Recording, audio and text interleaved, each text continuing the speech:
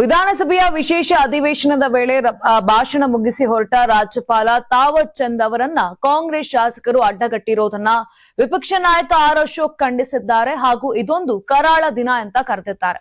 ವಿಧಾನಸೌಧದಲ್ಲಿ ಮಾಧ್ಯಮಗಳಿಗೆ ಪ್ರತಿಕ್ರಿಯೆ ಕೊಟ್ಟಂತ ಆರ್ ಅಶೋಕ್ ಸಂವಿಧಾನ ಪ್ರಕಾರ ರಾಜ್ಯಪಾಲರು ತಮ್ಮ ಕರ್ತವ್ಯ ನಿರ್ವಹಿಸಿ ಧನ್ಯವಾದ ಹೇಳಿ ಹೊರಟಿದ್ದಾರೆ, ಇದರಲ್ಲಿ ತಪ್ಪೇನಿದೆ ಅಂತ ಪ್ರಶ್ನೆ ಮಾಡಿದ್ರು.